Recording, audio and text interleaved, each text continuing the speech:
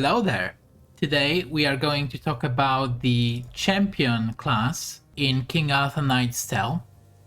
So I've got two champions here that we're gonna use as our examples. We've got the White Knight and Sir Lancelot. Now if you're wondering how is it possible for me to have knights from the opposite spectrum of the morality chart, if you've played the game you will know what I'm talking about. So basically here, when you make decisions during the game, your morality will change to rightful or tyrant, old faith or Christian. So you can't really have, for example, the White Knight together with Lady Morgana, but I do have them together. So how is it possible? Well, I finished the game, and after I finished the game I wanted to make these videos about different classes, and unfortunately during the normal gameplay I played on hard and a lot of my knights died, and actually all of my champions died, and a lot of other heroes as well. So let's go to the crypt. I had Bruno Lenoir, I think that's how it's pronounced. He died when he was level 9. The Black Knight died when he was level 16. I had Sir Kay. He also died, not when he was level 22. So basically, long story short, in order to make this video, I had to use cheat engine to shift the morality chart to the other side so I can unlock the other heroes.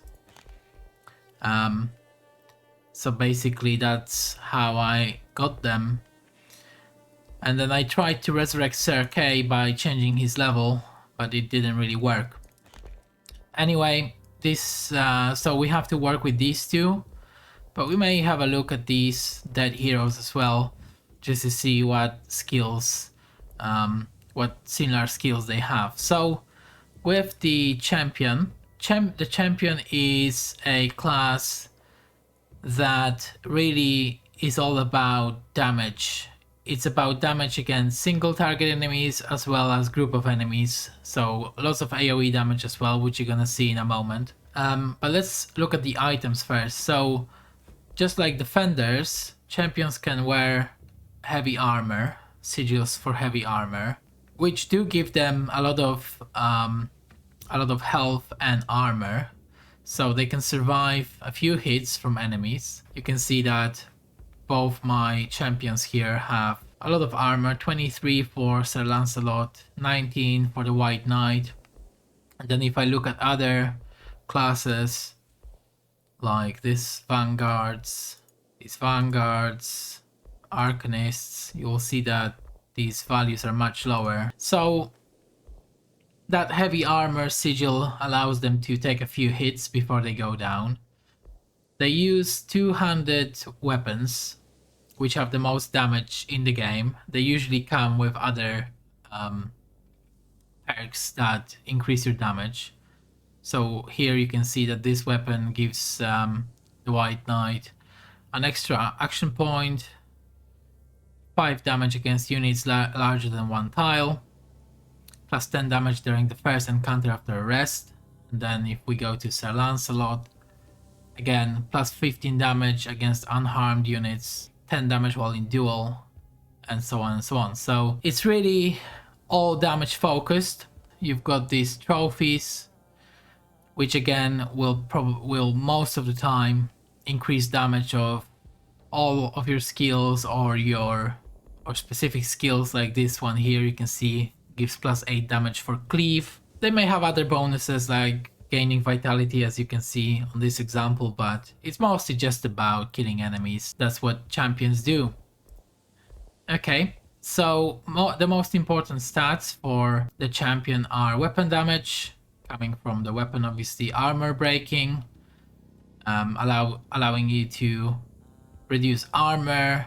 This resists can be useful, but they are not that important. There are some skills in those skill trees that can give you these physical and mental debuff resists, but not that important. Injury tokens higher than other classes when you look at it. So you've got 2 for vanguards, normally 2 for arcanists, and even less than that for a marksman and sage. So it's something between being very offensive with some defensive capabilities. The biggest problem of the champion class is their low mobility. So you will see that a lot of items will give you movement AP. So a lot of items that are for champions only will also give movement AP, and that's very important because, like I said, mobility is probably the biggest problem of this class.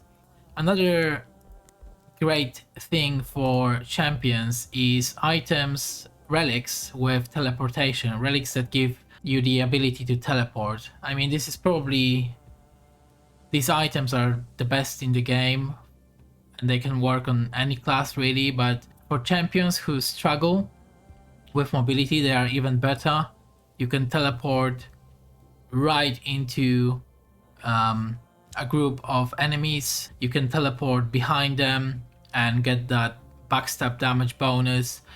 So here's one example. You can see this ring gives Sir Lancelot the ability to teleport. It can only be used once per encounter, so use it wisely. The AP cost is very low and the range is very, very high, 10 tiles. And I've got another item here, which is an early level equivalent of this ring.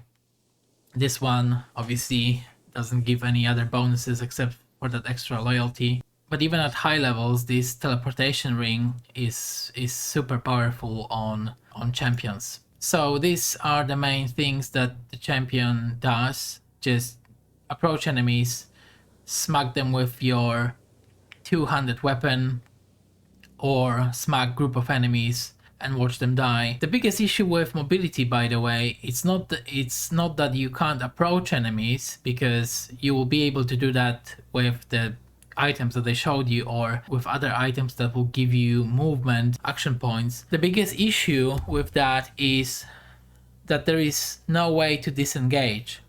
So sometimes you will find yourself surrounded by many enemies and there's just no way to escape. And that's a big problem for this class. And that's why so many of my champions died, because they got themselves surrounded. So you really have to be careful where you place your champions, where you go with them, because you don't want them to be completely alone and surrounded, because they will not survive that. Now we're gonna look at some skills, and we're gonna start with skills that most champions have. So we're gonna focus on skills that they have in common first, and then we're gonna discuss individual skills using these two examples and also the ones that are dead. So the first one, oh, and by the way, when you look at my builds here, please don't copy them. They are a bit random. They are good enough for hard difficulty. I normally just take damage, skills that increase damage, reduce cost, and skills that can grant ability points after kills and stuff like that. That's what's been working for me, but these builds are by no means polished, so they are not bad. They are viable on hard difficulty, but they're not perfect. Okay, so let's start with strike. Again, this is a skill that most classes have. It's just a simple melee attack that deals normal weapon damage to an enemy next to you. It can be upgraded to deal more damage, to cause bleeding, and if a bleeding enemy suffers 15% damage at the start of their turn, it can cause vulnerability, which means the enemy will take 20% more damage, and then you can upgrade this skill called Glory Kill, and it reduces cooldowns by 1 turn after killing a unit with strike. So this is the skill that you're gonna use the most. For champions, it's gonna deal a lot of damage because of that two-handed weapon. So this is gonna be your most important skill. You want those upgrades, you want that extra damage, you probably want Glory Kill as well. Maybe Open Wounds for that extra bleeding if you want to. I do have it on some of them. On some of them I skipped it, but yeah, that's the first skill. The second one is Cleave. It's an AoE skill that deals 75% weapon damage to 3 units in a 3 tiles wide area. So it's 3 units in front of you. It's a very powerful skill. This skill is good when obviously there is more than one target. When you have 3 targets, you're better off using Cleave and hitting all 3 of them. As you can see, the AP cost is 4 for the White Knight. It's the same for Sir Lancelot. I think it's 4 for all of them actually. You can upgrade this skill to deal 20% weapon damage in its center, extra 20%, plus 15% weapon damage overall, and it can cause bleeding similar to Strike, and you can also upgrade it to cause knockback. Most of the time I don't take these knockback or other CC skills for this class because I just really want to kill enemies. I don't want to CC them, so that's why I don't normally take this CC or damage over time effects. Although these two are not bad, because as the game progresses, sometimes you will just miss a small amount of damage for a kill. So these bleeding effects are not necessarily bad, but like I said, the CC skills I normally don't get, simply because I want my strikes to kill enemies, not CC them. Okay, the next one that most champions have, the next skill, is Power Attack. So this is similar to Strike, except that it deals 150% weapon damage, so much stronger.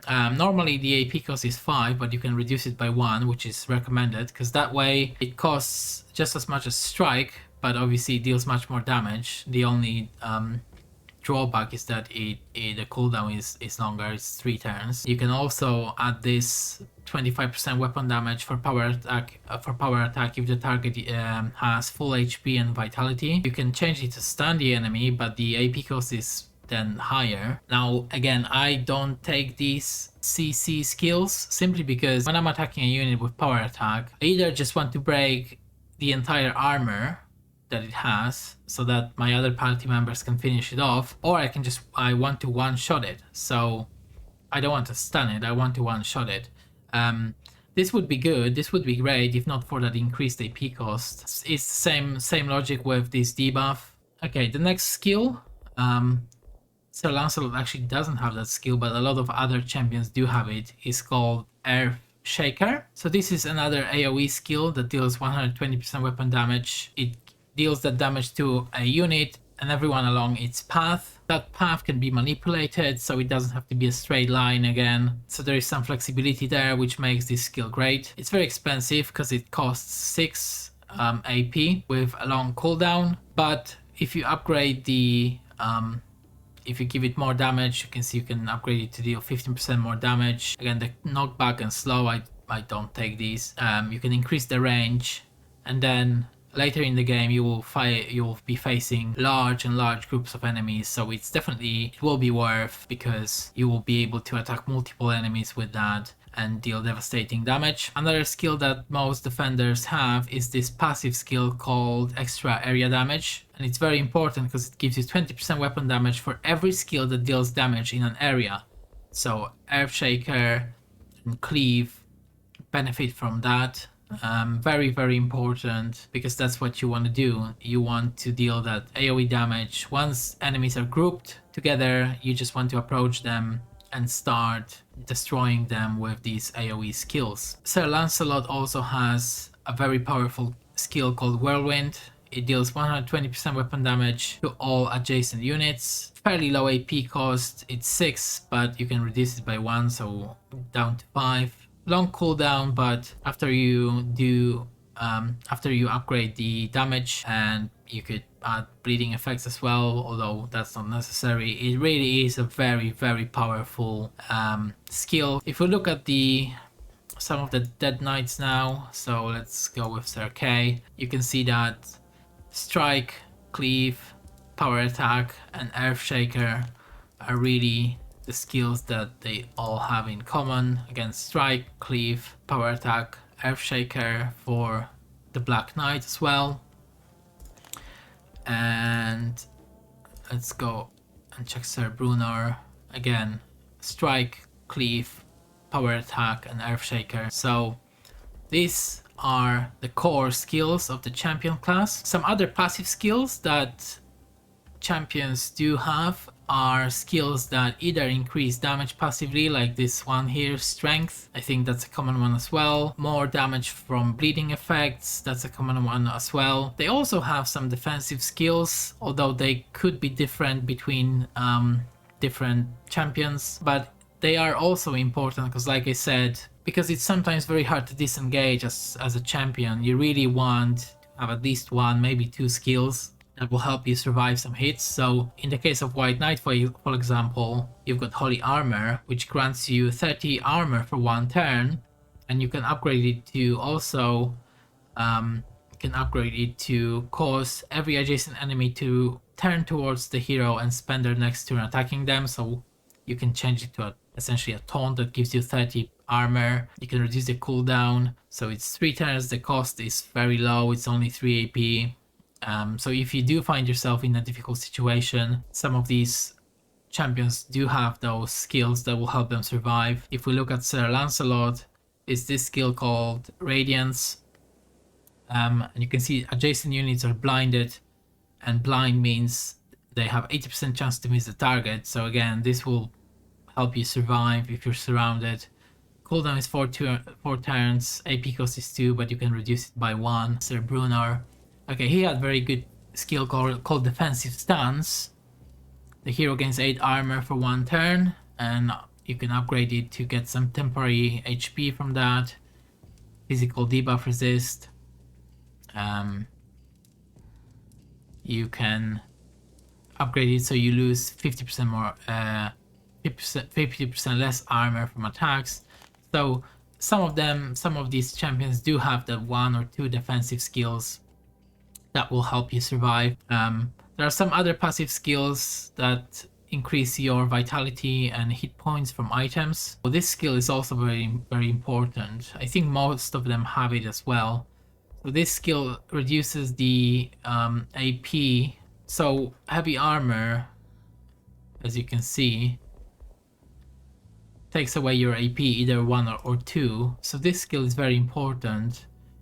So because that penalty is reduced, so you've got more action points, and that obviously means more damage, more movement during your turn. And also this skill here, very powerful. You've got melee expertise. I'll outnumber the hero against 2 unbreakable armor, mental and physical debuff resist.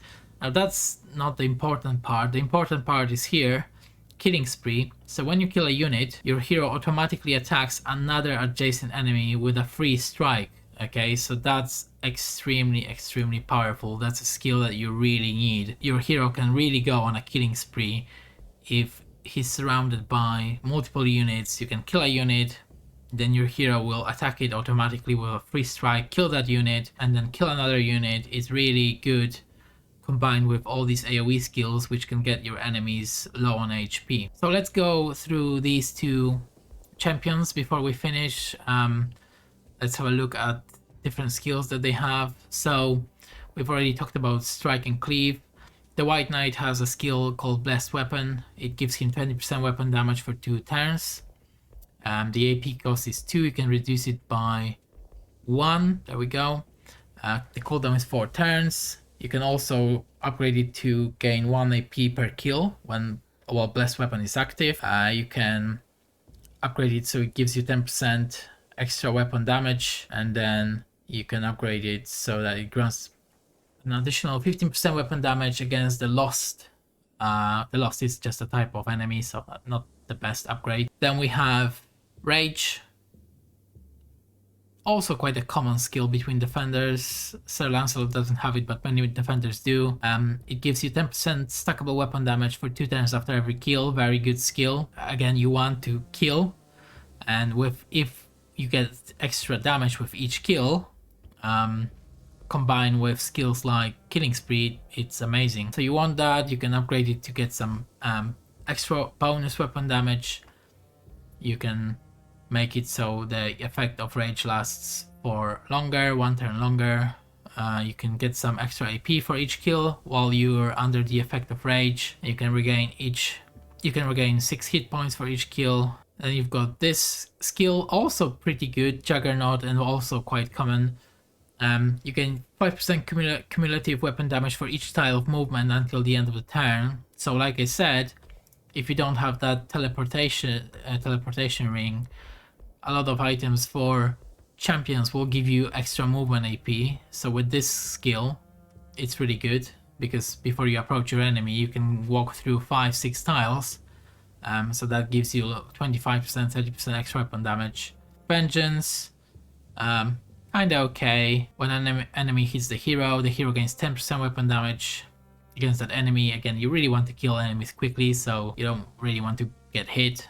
So maybe not that great. We've talked about this skill and this one. Damage focus. Okay, this is an interesting skill that also, I think a lot of defenders do have that skill. So damage focus gives you extra damage, extra weapon damage for unspent AP. So at the end of the turn, if you have a lot of AP, which happens fairly often for champions because their skills are expensive.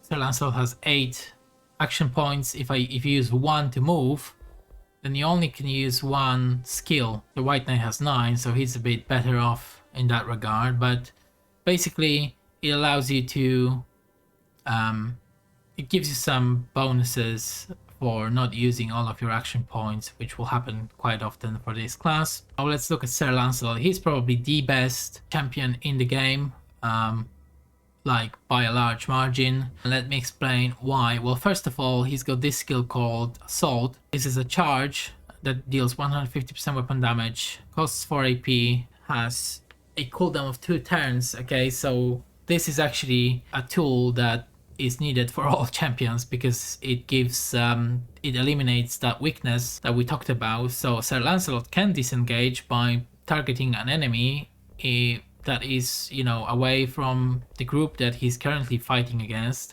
So that's a way for him to disengage. It's also a way for him to engage, and it deals massive amounts of damage. You can one-shot some enemies with that. You can increase the range by 1 tile. You can reduce the cooldown, so normally it's 3 turns. You can increase the damage, and you can also add shock effect, but that's not really that necessary. He also has this skill, Lone Wolf, so as long as he's not adjacent to any allies, he gets extra weapon damage, 15%. You can increase it by 5, and then you can have other perks if you are not adjacent to any other allies. So it's pretty easy to navigate your hero so that he's not next to any tiles occupied by any of your other heroes. Another skill here is Inspire. This is a skill that normally a sage would have, and it gives all allies plus 2 AP for 1 turn. Very powerful.